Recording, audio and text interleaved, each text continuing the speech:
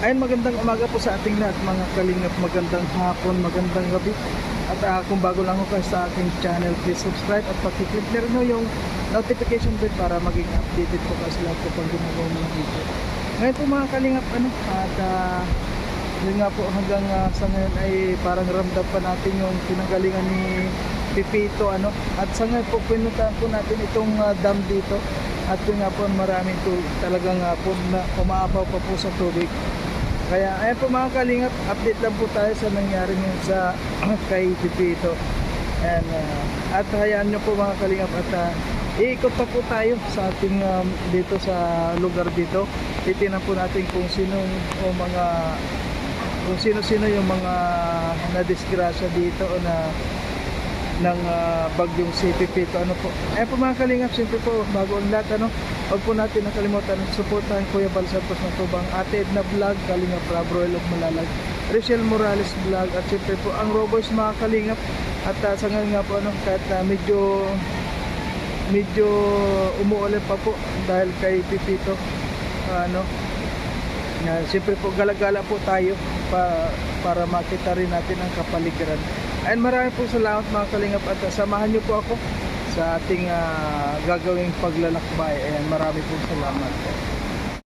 At ito na po ang dam dito. Talagang ang taas ng tubig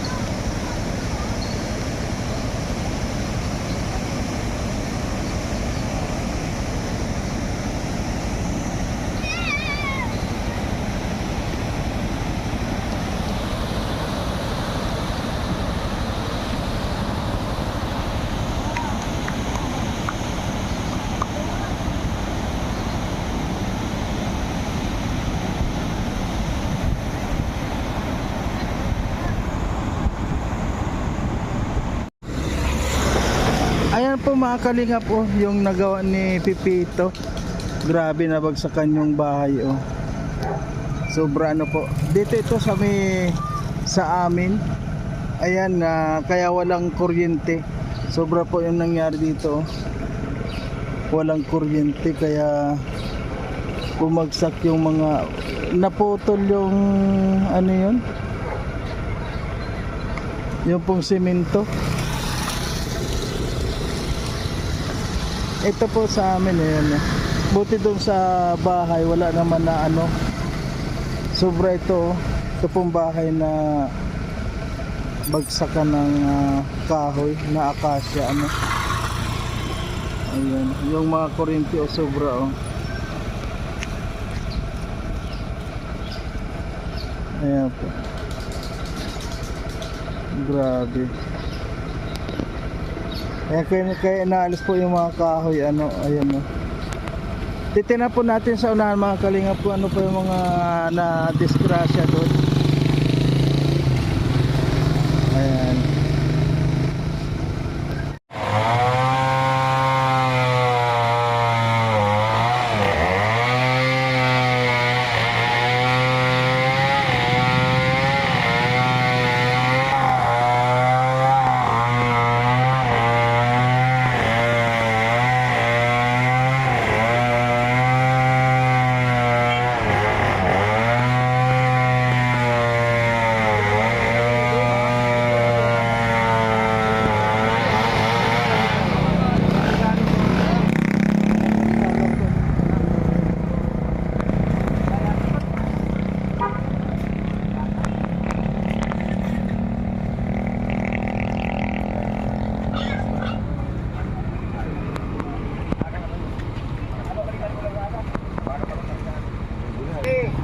Tindahan pala ini ano. Ayan po. Ayan o yung mga ano.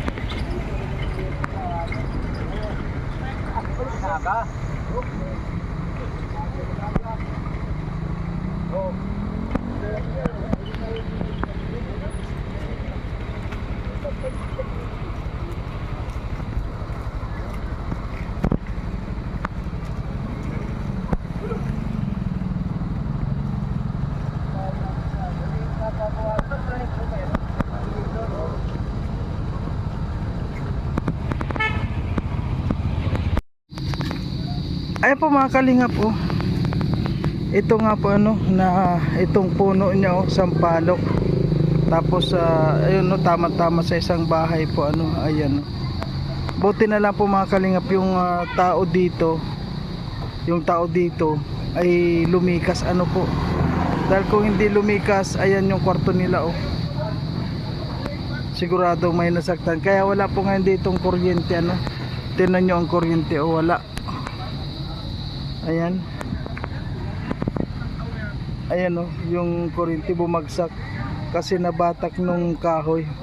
Itong kahoy pong ito isang palok. Ayan oh. Grabe oh. Ang laking ano, laking perwisyo po nito ano sa may bahay dito. Ayan.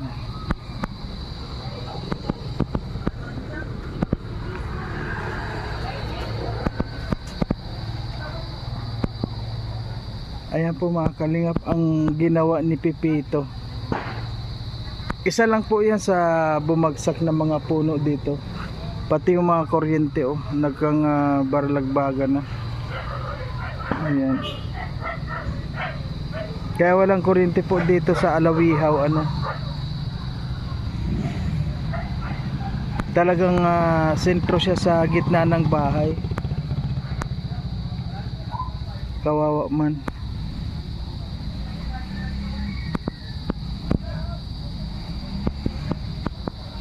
Yan po ay sampalok.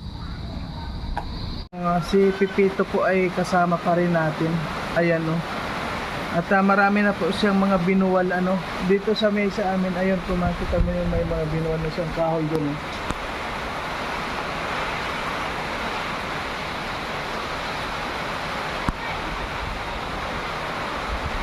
Doon no, may mga nabuwal na pong kahoy doon. Pero dito sa amin, awa ng Diyos, wala naman siyang ibubuhalin na kahoy. Kaya ayan po, hanggang ngayon, at sa kabaha na rin po dito.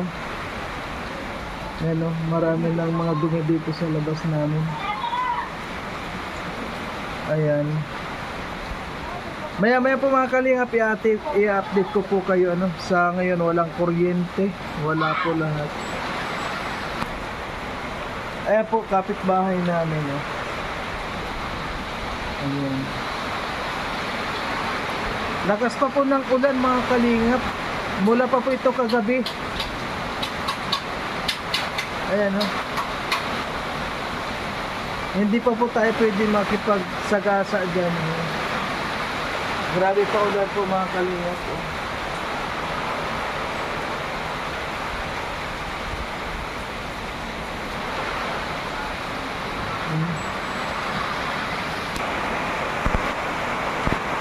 Grabe pa po mga kalingap, ang lakas ng ulan dito oh.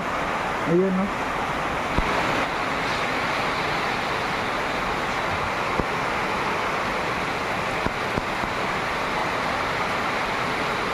Sobra, kagabi pa po yan mga kalingap.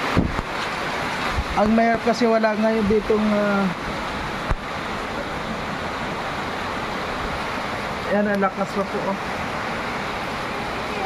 Ang hirap po dito mga kalingap, walang kuryente tapos walang signal.